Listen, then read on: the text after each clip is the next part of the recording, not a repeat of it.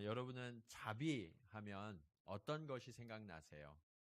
저는 자비하면 사실은 하나님의 말씀이나 다른 게 떠올라야 되는데 목사임에도 불구하고 뭐가 떠올리냐면 불교가 떠올라요. 불교. 예. 어, 우리가 어렸을 때부터 배웠던 게 자비가 불교의 덕목이라고 배웠잖아요. 그러다 보니까 자비하면 예수 그리스도의 자비, 하나님의 자비가 먼저 떠오르는 것이 아니라 이 도덕 시간에 배우고 윤리 시간에 배웠던 불교의 자비가 먼저 떠오르는 것 같습니다. 이게 동양권에 있는 사람들의 어려움인 것 같아요. 그런데 이 불교에서 말하는 자비와 성경에서 말하는 자비가 어떤 부분은 비슷한 부분도 있지만 사실은 굉장히 다르거든요. 우리가 이것을 제대로 알아야 우리가 삶 가운데 자비를 알고 실천할 수 있어요. 불교에서 말하는 자비는 뭐 여러 가지 분류가 있는데 그 중에서 크게 좀 쉬운 것으로 세 가지 정도로 분류를 한다고 그래요. 한 가지는 뭐냐면 우리 불교에서 소위 말하는 중생, 속세를 벗어나지 못한 그 중생이 느끼는 자비, 이걸 중생연자비라고 그래요. 중생들이 인연을 끊지 못해서 그거에 얽매여서 느끼는 불쌍함, 긍휼 이런 것들을 중생연잡이라고 합니다. 그래서 우리 주변에 보면 어렵고 힘들고 아프고 고통당하는 자들이 있죠.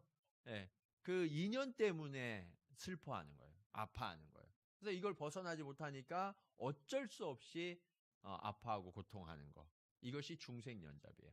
그러면 거기에서 한 단계 조금 높은 사람들이 누구냐면 이제 좀 도를 닦고 예, 좀 불경에 심취해서 좀 배운 그래서 득도한 스님들 그분들이 누리는 자비가 법연자비라고 그래서 그들이 이제 속세를 좀 초월한 거예요. 속세를 초월해서 인연을 조금 벗어났지만 조금 더 많은 사람들에게 좀 이렇게 자비를 베푸는 그러한 긍휼의 마음을 법연자비라고 합니다. 그런데 인간으로선 도저히 갖지 못하는 자비가 있어요. 이걸 뭐라고 그러냐면 대자대비라고 그래요. 대자대비. 말씀 많이 들어봤죠? 예, 대자대비. 이 대자대비는 부처님만 갖는 자비래요. 예, 보살이나 부처님만 갖는 자비여서 인간은 도저히 품을 수도 가질 수도 없는 자비고 이 자비가 있어야만 온 세상이 공평하게 된다. 절대 평등을 누리게 된다라고 이야기해요. 그 얘기는 뭐냐면 세상에는 평등이 올 수 없다라는 이야기거든요. 자, 그런데 이렇게 불교에서 말하는 자비와 그러면 우리가 믿는 이 성경에서 말하는 자비는 어떻게 다른 것인가? 성경은요, 자비가 하나님의 성품이라고 말씀하세요. 하나님의 성품이 자비예요. 그런데 그 하나님은 어떤 하나님이냐면 우리 아버지세요. 우리 아버지. 여러분, 자녀는 아버지를 닮아요, 안 닮아요? 닮아요. 조금 나이가 들면 너희는 어떻게 네 아버지를 그렇게 꼭 닮았냐? 네, 그런 얘기 들어보셨죠? 우리는 부모님을 닮게 되어 있어요. 이것이 하나님의 섭리예요. 하나님은 자비하신 하나님이신데 그 자비가 우리와 동떨어진 자비가 아니라 성경에서 말씀하시는 것은 하나님의 자비를 우리가 닮아서 이루어내야 할 자비라고 말씀하고 있어요. 이것이 성경이 말씀하시는 자비예요. 그러면 그 자비를 어떻게 이룰 수 있는가? 오늘 말씀을 통하여서 함께 살펴보고 교훈을 얻고자 합니다. 우리가 그 자비를 얻기 위해서 기억해야 될 것, 첫 번째는 자비의 모델이 하나님이시다. 우리 아버지 하나님이시다라는 것을 반드시 기억하셔야 돼요. 오늘 우리가 함께 읽은 본문 36절을 보시면 너희 아버지의 무엇과 같이 예, 자비로우심 같이 우리 아버지가 자비로우시다라고 말씀하고 있어요. 성경은 곳곳에서 하나님을 소개할 때 자비로우신 하나님이라고 말씀하고 있거든요. 그런데 그 자비로우신 하나님을 아주 잘 표현하는 본문이 한 곳 있어요. 출애굽기 34장 6절로 7절 말씀인데 우리 한번 찾아보겠습니다. 구약성경 출애굽기 34장 6절에서 7절 말씀입니다.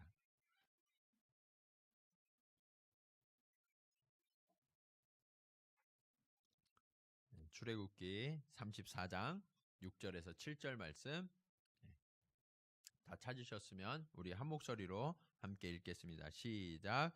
여호와께서 그의 앞으로 지나시며 선포하시되 여호와라 여호와라 자비롭고 은혜롭고 노하기를 더디하고 인자와 진실이 많은 하나님이라. 인자를 천대까지 베풀며 악과 과실과 죄를 용서하리라. 그러나 벌을 면제하지는 아니하고 아버지의 악행을 자손 3, 4대까지 보응하리라. 아멘. 이 말씀은 언제 주신 거냐면 모세가 율법을 받기 위해서 시내산에 올랐을 때 하나님께서 모세에게 스스로를 나타내시면서 하신 말씀이에요. 하나님이 자신을 소개하시면서 뭐라고 말씀하세요? 여호와라 여호와라 자비롭고 은혜롭고 노하기를 더디하고 인자와 진실이 많은 하나님이시다. 그냥 자비가 아니라 이 자비가 이렇게 여러 가지로 표현되고 있어요. 그런데 이 자비의 중요한 특성이 뭐냐면 노하기를 더디한다고요. 노하기를 더디. 우리가 지난주에 성령의 열매가 뭐였어요? 네 번째 성령의 열매가 오래 참음. 하나님이 왜 자비하시냐? 노하기를 더디하셔서 오래 참으시는 분이기 때문에 자비하시다라고 말씀하시는 거예요. 그러니까 자비하려고 그러면 그 앞에 성령의 열매를 맺어야 돼요. 오래 참을 줄 알아야 자비하는 거죠. 무슨 말만 하면 화를 내. 그런데 그 사람을 향하여서 참 자비하시군요. 이렇게 얘기할 수 있어요, 없어요? 없죠. 우리가 오래 참고 인내해야 그래야 그 형제 자매를 향해서 참 자비하시군요. 이렇게 얘기할 수 있다는 거예요. 그러니까 먼저 지난주에 했던 오래 참음의 열매를 우리가 꼭 맺어야 오늘 자비의 열매를 맺을 수 있다라는 거예요. 자, 그런데 하나님께서 우리를 왜 오래 참으시냐? 우리는 죄인이죠. 하나님 앞에 우리는 모든 사람들은 죄인에 불과해요. 그런데 죄의 삭은 뭐예요? 사망이에요. 사망. 저와 여러분은 그 죄 때문에 죽을 수밖에 없는 자였어요. 죽을 수밖에 없는 저와 여러분을 하나님이 지금 심판하시면 우리는 이 자리에서 다 죽을 수밖에 없어요. 그런데 하나님이 참아주시는 거예요. 하나님이 견뎌주시는 거예요. 그러니까 오늘도 호흡하면서 이 자리에 나온 거예요. 그냥 숨 쉴 수 있었던 게 아니라고요. 그러니까 여러분 아침에 눈 뜨면 어떻게 되냐면 하나님 오늘도 참아주셔서 감사합니다. 그렇게 여러분들이 하나님 앞에 감사하면서 하루를 시작할 수 있어야 돼요. 그런데 그 하나님의 자비가 무조건 다 덮어주고 없었던 것처럼 여겨주는 그런 자비냐? 그거는 아니라. 그건 우리가 아까 함께 읽은 이 출애굽기 34장에 보면 악과 과실과 죄를 용서하리라 라고 말씀하셨지만 그러나 벌을 면제하지는 아니하고 라고 말씀하세요. 벌은 있다는 거예요. 죄악은 용서해 주시지만 벌은 받아야 된다는 거예요. 그 대가는 있어요. 왜 그러냐? 하나님은요 자비하신데 자비와 인자와 진실하시다고 말씀하시거든요. 그러니까 하나님은 자비하신데 어떻게 하시다고요? 진실하세요. 그러니까 거짓을 용납하실 수 없는 하나님이세요. 이 얘기는 무엇과 같냐면 우리가 하나님의 속성에 대해서 말씀을 통해서 우리가 살펴볼 때 하나님은 사랑의 하나님이라고 말씀하죠. 하나님은 사랑의 하나님이신 동시에 어떤 하나님이시냐면 공의의 하나님이에요. 그러니까 하나님은 정의롭고 공의로워서 우리를 심판하셔야 돼요. 진실로 심판하시거든요. 그런데 하나님이 그냥 심판하시면 우리는 다 죽을 수밖에 없는 자잖아요. 그래서 예수 그리스도를 통해서 사랑을 보이셨죠. 그 때문에 우리는 자비와 용서를 얻고 그 사랑에 힘입어서 우리는 구원을 얻은 자가 되었다라고 성경 말씀하고 있는 거예요. 그 때문에 하나님은 저와 여러분을 심판하시기는 심판하시는데 그 판결이 뭐예요? 무죄, 죄가 없다. 저와 여러분이 죄가 없어서 그런 게 아니라 은혜로 무죄의 판결을 받은 자임을 믿으시기 바랍니다. 이것을 우리는 잊지 말아야 돼요. 그때 비로소 우리가 하나님은 자비하신 하나님이시구나 하는 것을 깨닫게 되는 거예요. 이 사실이 예수님이 십자가에서 하신 말씀 가운데에도 잘 나타나요.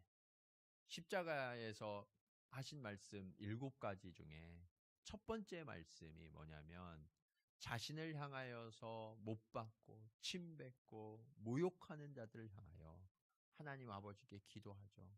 하나님 아버지, 저들을 용서해 주십시오. 왜냐하면 그들이 무슨 일을 하는지 지금 알지 못하기 때문입니다. 예수님은 자신을 조롱하고 못 박는 자들을 향하여 용서와 자비의 기도를 하셨던 분입니다. 뿐만 아니라 한편의 강도가 예수님을 조롱했죠. 그랬더니 반대편에 있던 강도가 그를 꾸짖으며 예수님은 선하신 분이라. 그리고 예수님께 간청합니다. 주님, 주님의 나라에 들어갈 때 나를 기억해 주세요. 그때 주님이 뭐라고 말씀하셨어요? 오늘 내가 나와 함께 낙원에 있으리라. 하나님은 그 죄인까지도 예수 그리스도는 십자가에서 저를 마지막 순간에도 기억하시고 구원하신 자비의 예수님이셨어요. 이 십자가의 공로가 아니었다면 우리는 죽을 수밖에 없는 자들이죠. 그런데 주님께서 이러한 용서를 강도를 위하여만 한 것이 아니라 어쩌면 강도보다도 더 악한 저와 여러분을 향하여 용서하셨음을 우리는 믿어야 합니다. 그때 비로소 우리는 예수 그리스도의 십자가가 나를 위한 십자가임을 깨닫게 되는 거예요. 이 문제가 해결되지 않으면 우리는 구원을 얻었다 말할 수 없어요.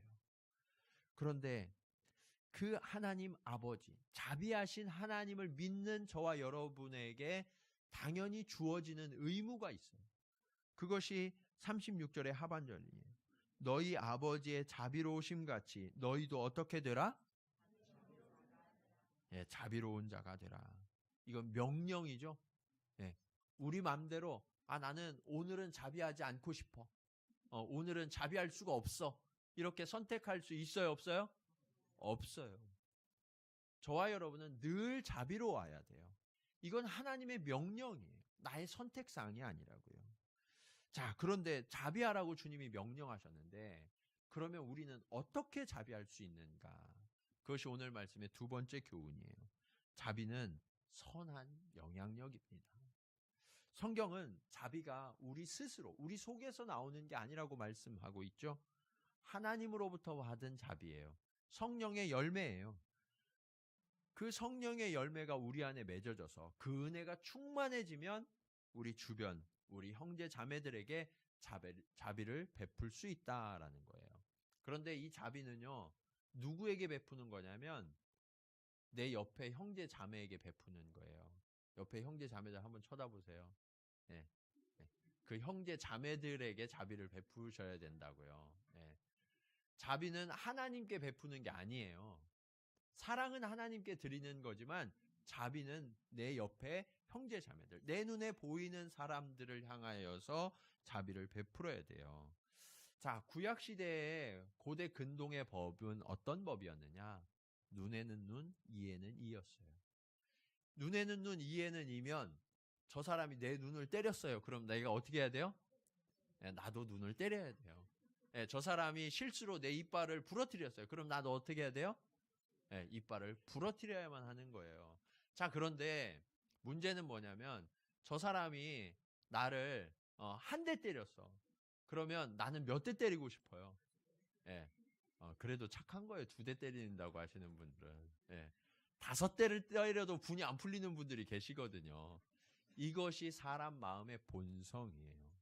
그래서 이 법으로는 동종동해법이라고 하는데 이 법으로는 악의 고리를 끊을 수가 없어요. 악의 고리를. 우리의 삶 가운데 왜 계속해서 이 악이 지속될까요? 사실 눈에는 눈, 이에는 이라는 법이 굉장히 무서운 법이잖아요. 우리가 그것을 두려워해야 되거든요. 그런데 그것으로 악이 끊어지지 않는 거예요. 그래서 이 악의 연결고리를 끊을 수 있는 새로운 법을 하나님께서 주셨는데 그것이 무엇이냐? 그것이 바로 자비예요. 이 자비가 아니면 우리는 이 악의 순환, 이 연결고리를 끊을 수가 없어요. 하나님께서 뭐라고 말씀하셨냐면 하나님이 자비하시고 인자가 풍성하신데 벌을 면하지는 아니하시고라고 말씀하셨죠. 벌은 몇 대까지 주신대요? 네, 3, 4대까지 벌을 주신대요. 반면에 복은 몇 대를 주시겠대요? 네, 1000대를 주시겠다고 말씀하고 계세요. 여러분, 하나님이 그렇게 우리에게 자비를 베풀어 주셔서 우리는 놀라운 축복을 소유한 자가 되었어요. 그런데 사람들은 3, 4대에 이르는 이 징계, 이 벌도 버겁죠. 네. 이 징계와 벌을 끊어내야 돼요. 여러분에 대해서. 네. 다음 때로 이어지게 하시면 안 되고 여러분 대해서 그 징계와 벌을 끊어내셔야 되는데 그 키가 무엇이냐? 그게 바로 자비예요. 자비. 네. 그러면 이 자비를 통해서 나에게 그리고 우리 자녀에게 이어질 수 있을 뻔했던 그 징계와 벌이 끊어지고 그때로부터 하나님의 축복이 시작됨을 믿으시기 바랍니다. 이 자비의 열쇠를 우리가 잘 사용해야 돼요. 그런데 이 자비의 열쇠를 어떻게 사용하느냐? 이걸 잘 사용해야 그 축복을 누리죠. 천대의 복을 누려야 되잖아요. 그럼 어떻게 이 자비를 사용해야 되냐? 그게 37절 말씀이에요. 37절. 네. 여러분, 주님이 뭐라고 말씀하셔요? 비판하지 말고 정죄하지 말라고 말씀하시죠? 네. 비판하지 말고 정죄하지 말라라고 말씀하세요. 그런데 하나님께서 우리를 오래 참으시고 용서하셨잖아요. 네. 하나님이 우리를 오래 참으시고 용서하시면서 하나님이 비판하시고 정죄하셨어요? 그러지 않으셨어요. 죄 없다 하셨다고 말이에요. 판단하지 않고 정죄하지 않으셨어요. 그런데 우리는 형제를 대하고 자매를 대하는 태도에서 이 죄의 습관이 떠나지 않는 거예요. 조금만 실수해도 뭐라고 그래요, 우리가? 네, 그럴 줄 알았어. 네. 그런 말 해보셨죠? 네? 네. 네. 그거는 아멘 안 하셔도 돼요. 네, 그럴 줄 알았어. 그러면서 그 사람은 그런 사람이라고 단정하고 판단해버리는 거예요. 네. 그리고 조금만 잘못된 길을 걸으면 정죄하죠. 그렇게 하면 안 된다고. 막 꾸중하고. 그러면서 그 사람을 아주 무시하는 언어들이 우리의 죄된 언어들이에요. 하나님께서는 이 죄의 습관을 버려야만 한다라고 말씀하세요. 그래야 우리에게 자비가 시작된다는 거예요. 이 죄의 습관인 비판과 판단이 자비와 함께 할 수 있느냐? 그렇지 않아요. 비판과 판단이 그쳐져야만 우리에게서 자비가 시작돼요. 하나님께서는 이것을 반드시 해결하라고 명령하시는 거예요. 우리들은 뭐 그리스도인들을 포함해서 거창하고 대단한 것을 해야 뭘 이룬 것처럼 여기죠. 그런데 그러다 보니까 우리에게 아무 일도 일어나지 않는 거예요. 그리고 성령의 열매가 맺혀지지 않아요. 아주 사소한 것, 아주 작은 것부터 주의 말씀에 순종하여 변화를 이루시기 바랍니다. 그때부터 성령의 열매가 내 안에서 역사하기 시작해요. 그게 뭐냐? 상대를 바라볼 때 비판하지 않는 거예요. 정죄하지 않는 거예요. 그리고 용서하는 거예요. 이 일을 할 때 하나님께서 우리 안에 역사하시는 거예요. 인간에게 죄가 들어오고 나서 가장 먼저 인간을 불행하게 만든 게 무엇이냐? 자비를 잃어버린 거예요. 하나님과 함께 할 때에는 그 안에 자비가 있었거든요. 그래서 항상 아름다워 보였어요. 주님이 하나님이 창조하시고서 보시기에 참 좋았더라 라고 말씀하셨죠. 인간들을 볼 때에도 하나님이 아담과 하와를 지으시고 보시기에 참 좋았더라라고 말씀하셨어요. 그런데 선악과를 따먹고 죄를 짓고 난 이후 그 직후에 인간의 표현은 뭐였어요? 부끄러웠어요. 부끄러. 그리고 저 사람 때문이라고. 하나님 때문이라고. 탓하고 핑계하고 원망하고 비난하는 언어가 우리에게 시작되면서 자비가 사라진 거예요. 아담과 하와가 살고 있던 동산의 이름이 뭐예요? 에덴 동산이죠. 그곳은 천국과 같았어요. 그런데 그들이 여전히 에덴 동산에 머물고 있었음에도 불구하고 그들에게 판단과 정죄가 시작되면서 서로를 탓하면서 그곳은 여전히 에덴 동산이었을까요? 그러지 않았을 거예요. 여러분, 여러분을 매일 비판하고 비난하는 사람하고 근사한 식당, 호텔 식당에 같이 있으면 밥이 맛있어요? 맛없어요? 맛없어요. 네. 해보셨어요? 네. 아무리 좋은 것, 아무리 좋은 장소에 있어도요, 함께하는 사람이 별로면 별로예요. 네. 그런데 아무리 보잘것없는 뭐 이렇게 일본에 오니까 김밥도 비싸던데 뭐 김밥 먹고 떡볶이 먹고 이런다 할지라도 너무너무 좋은 사람하고 옆에 있으면 그 음식도 특별한 거예요. 예. 비난하고 판단하기 시작하면서부터 그들은 더 이상 에덴에 머무는 사람이 못 되었어요. 결국 하나님께서 그들을 에덴에서 쫓아내신 거죠. 여러분, 우리가 자비를 잃어버리면 그곳이 곧 지옥이에요. 자비를 늘 소유하시기를 간절히 축원합니다. 네. 그러려면 어떻게 해야 되냐? 비난하고 판단하고 정죄하는 습관을 속히 벗어버려야 돼요. 네. 하나님께서는 그것을 벗어버리라고 말씀하시면서 그 비난하고 판단하고 정죄하는 일들을 따로 분류해서 말씀하셨어요. 갈라디아서 5장 22절 23절 바로 앞에 보면 이 성령의 열매와 대조되는 육체의 일들이 나와요. 육체의 일들. 이거는 너희들이 하면 안 돼. 그러면 거듭난 게 아니야. 라고 얘기하는 육체의 일들이 그 앞에 써 있거든요. 그런데 그 육체의 일들 가운데 가장 많은 부분을 할애해서 설명하고 있는 부분이 있어요. 그게 뭐냐면 갈등하고 분열시키는 일이에요. 갈라디아서 5장 20절 21절을 보면 이렇게 써 있어요. 원수 맺는 것과 분쟁과 시기와 분냄과 당짓는 것과 분열과 이단과 투기와 이런 것들이 육체의 일이다. 우리가 버려야 할 일이다. 이것을 갖고 있는 한 성령의 열매를 맺을 수가 없다라고 하나님께서 단정하여 말씀하신 일들이에요. 그러니까 우리는 이 원수 맺는 일, 분쟁하고 시기하고 투기하고 갈등하는 일들을 가지고 있으면 자비를 이 성령의 열매를 맺을 수 있어요, 없어요? 없다는 얘기예요. 그러니까 우리가 이것을 반드시 그쳐야 돼요.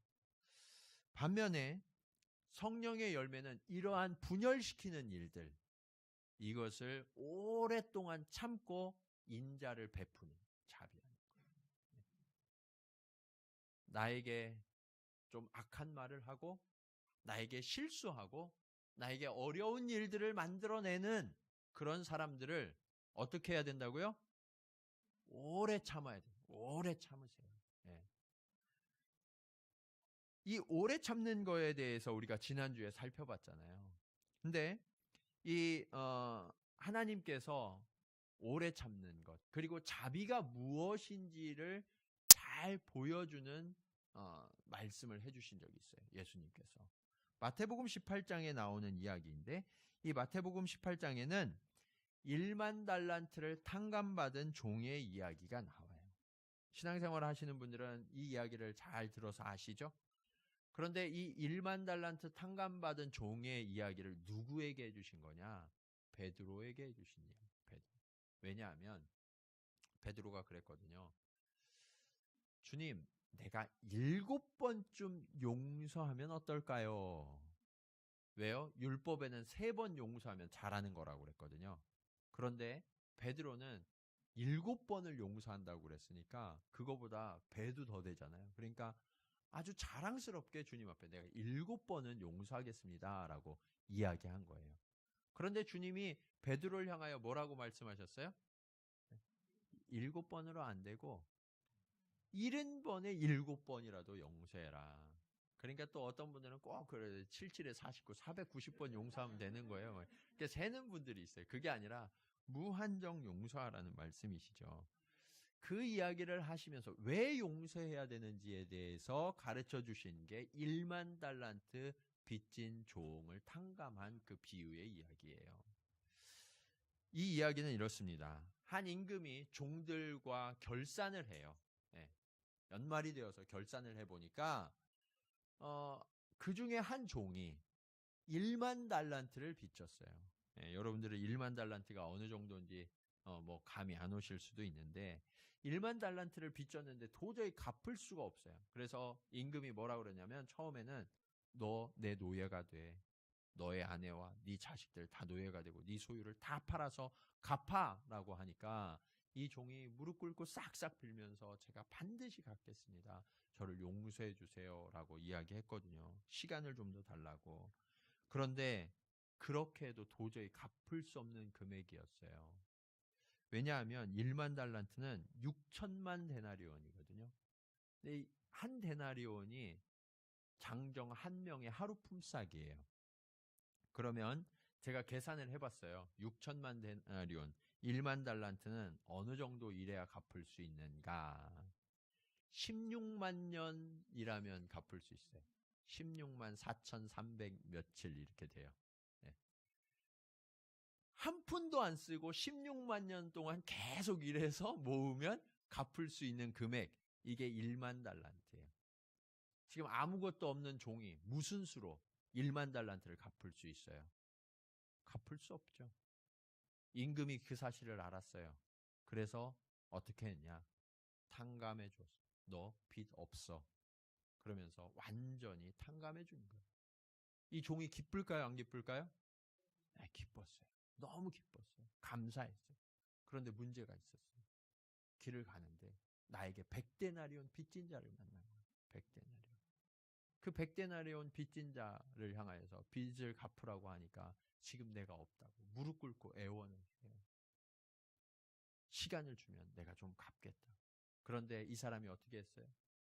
좀 전에 탕감받은 그 기쁨은 온데간데 없이 사라지고 멱살을 잡고 막 흔들면서 감옥에 쳐넣었어요. 그 돈을 다 갚을 때까지는 결코 너를 풀어주지 않을 거야. 옆에 있던 동료들이 화가 났어요. 그래서 임금에게 가서 고발해요. 당신이 1만 달란트를 탕감해준 그 종이 100데나리온 빚진 자를 감옥에 쳐넣었습니다. 임금이 너무 화가 나서 불러서 이야기해요. 1만 달란트를 다시 다 갚을 때까지는 결단코 옥에서 나오지 못하리라. 이 이야기의 마지막에 주님은 이렇게 결론 지으세요. 너희가 각각 마음으로부터 형제를 용서하지 아니하면 나의 하늘 아버지께서도 너희에게 이와 같이 하시리라. 여러분, 저와 여러분이 1만 달란트보다 더 많은 생명의 값을 얻은 자들이잖아요. 이걸 믿으십니까? 네. 이것이 있을 때 우리는 비로소 구원 얻었다라고 이야기할 수 있어요. 그런데 그 생명을 값을 매길 수 없는 이 생명을 얻은 우리들이 우리에게 작은 잘못, 작은 실수, 작은 허물 한 사람 보고 참지 못하는 거예요. 분노하고 멱살잡이하고 눈을 막 찡그리고 화내고 그런 모습들을 보이는 그 모습을 보면 하나님이 뭐라고 하실까요? 주님이 그러시는 거예요. 너 다시 들어갈래? 그러시지 않으시겠지만 경고하시는. 우리가 자비를 베풀어야 한다라는 거예요. 여러분, 여러분의 마음과 여러분의 입술에서 판단하고 정죄하는 것을 이제 그치시기 바랍니다. 이 육체의 일을 벗어내야 그때 비로소 성령의 역사가 우리에게서 시작되는 거예요. 우리 옆에 계신 분들하고 이렇게 한번 연습 삼아 한번 해보겠습니다. 오늘부터 오래 참고 자비를 실천합시다. 자, 예, 예, 예. 그리고 옆에 분들이 인상 찡그리거나 그런 그 판단하는 말을 하면 경고를 주세요. 예, 오래 참는 다음에 이렇게 경고를 주세요. 이번 한 주간 우리가 그것을 좀 실천해야 돼요. 예. 그러면서 성령의 역사가 그 자비가 내 안에 들어오는 것을 여러분들 경험할 수 있어야 돼요. 오늘 말씀의 마지막 교훈이에요. 자비는 축복의 통로입니다. 하나님께서 비판하지 말고 정죄하지 말라, 용서하라 라고 말씀하신 것에서 이 38절은 약간 분위기가 달라지고 있어요. 이것은 성경적인 자비의 개념이 단순히 용서하고 불쌍히 여기는 것을 넘어서서 구체적인 행동을 해야 함을 말씀하고 있는 거예요. 어떤 행동이냐? 나누고 베풀라는 거예요. 나누고 베풀라. 여러분 혹시 부자가 되고 싶으세요? 예. 예. 갑자기 목소리가 부자가 되고 싶지 않은 분은 없으실 거예요. 예, 한두 분만 대답했지만 아마 다른 분들도 부자가 되고 싶으세요. 저도 돈이 많았으면 좋겠어요. 그런데 평생 동안 안 먹고 안 쓰고 아끼고 열심히 일해서 모으면 부자가 될까요? 안 될까요? 돼요. 예. 예, 평생 동안 안 쓰고 안 먹고 일 열심히 하면 부자 되죠. 이게 부자가 되는 방법이래요. 그러니까 안 쓰고 안 먹고 하면 부자가 될 수 있어요. 그런데 그거는 어떤 부자냐? 졸부예요. 자린고비와 같은 졸부. 예. 그리고 그 부자는요, 거부와는 달라요. 거부는요, 하늘이 내린다고 하거든요. 우리말에도 거부는 하늘이 내린다고 그래요. 그런데 제가 오늘 거부가 되는 비결을 가르쳐 드릴 테니까 눈 동그랗게 뜨고 잘 적으세요. 예. 그리고 실천하세요. 예. 자, 그 거부가 되는 비결, 하늘로부터 부어지는 그 축복을 받는 비결이 무엇이냐? 옆에 있는 사람에게 주래요. 예. 지갑에서 좀 꺼내서 주세요. 예. 주님이 뭐라고 말씀하셨어요? 주라. 그리하면 너희에게 줄 것이니, 너희에게 줄 것이니 누가 주시겠다는 거예요? 하나님이 주시겠다는 거예요. 그런데 하나님이 주시는 것은 어떻게 주시냐? 후히 되어 누르고 흔들어 넘치도록 너희에게 안겨주리라. 여러분, 주의 말씀이 진리임을 믿으십니까? 아멘. 그러면 베풀 수 있어야 돼요. 줄 수 있어야 돼요. 이것이 진짜 부자예요. 진짜 부자는 써도 마르지 않는 부자예요. 하나님께서 우리가 그것을 한번 해보라고 명령하시는 거예요. 예. 구약에서는 11조를 해라. 그러면 내가 누르고 흔들어 쌓을 곳이 없도록 굳지 아니하나 보라 라고 말씀하셨지만 신약은 그거보다 더 대단한 걸 말씀하세요. 나눠주라고요. 베풀라고요. 그러면 너희가 후이되어 누르고 흔들어 쌓을 곳이 없도록 부어주시겠다. 넘치도록 부어주시겠다라고 약속하세요. 여러분이 나누어주고 베풀면 내 지갑이 텅 빌 것 같죠? 아무것도 없어서 못할 것 같죠? 그런데 그거는 믿음의 문제. 하나님이 부어주심을 확신하시면요. 그것을 더 과감하게 베푸세요. 나누세요. 그러면 하나님께서 반드시 하늘문을 여시고 부어주시는 줄로 믿으시기 바랍니다. 자, 저명한 사회학자이면서 UN 식량 특별조사관으로 활동하고 있는 장 지글러 박사가 2000년대에 쓴 책이 있어요. 왜 세계의 절반은 굶주리는가? 이 책을 보면 현재 농업 생산량을 보면 세계 인구 70억을 충분히 먹이고도 남을 정도의 식량이 매년 생산이 된대요. 어느 정도 생산이 되냐면 120억 명이 먹고도 남을 식량이 매년 생산된대요. 그런데 문제는 뭐냐면 지금 제가 말씀을 전하고 있는 이 순간에도 10세 미만의 아이들이 5초마다 한 명씩 기아로 죽어요. 5초마다 한 명씩. 설교 40분 하는 동안 얼마나 많은 생명이 그 목숨을 잃었는지 몰라요. 세계 인구 7분의 1에 해당하는 8억 명이 기아선상에 허덕이고 있어요. 우리는 풍요롭기 때문에 그것을 잘 몰라요. 우리가 어느 정도 부자인지, 어느 정도 하나님의 축복을 누리는지 잘 몰라요. 그런데 여러분들이 그런 나라에 가서 그런 영혼들을 한번 돌아보면 눈물 없이는 볼 수가 없어요. 그리고 지금 여러분들이 힘들다고 하시지만 여러분들이 지금 살아가고 있는 삶이 얼마나 축복된 삶을 살고 있는지 우리는 깨달아야 해요. 왜 그러느냐? 왜 이런 일이 벌어지느냐? 인간의 탐욕 때문이라고. 이렇게 거창한 이야기가 아니더라도 우리가 살아가고 있는 우리 주변에도 힘들고 어려운 분들이 계시잖아요. 저는 여러분이 교회를 통해서 하나님의 일하심을 경험하기를 원해요. 네. 우리 교회가 어떻게 하면 우리 주변의 이웃들을 도울 수 있을까요? 하나님께서 우리 교회를 이 땅에 세우신 이유가 있다고 생각해요. 수많은 교회가 있는데 우리 교회를 또 세우시고 모이게 하신 이유가 무엇일까요? 우리끼리 여기에서 하나님의 은혜를 누리고 축복을 누리고 말씀에 감동을 받으면 그것으로 끝인가요? 주님은 그것으로 되지 않는다고 말씀하세요. 주라고. 저는 하나님 앞에 기도하는 게 있어요.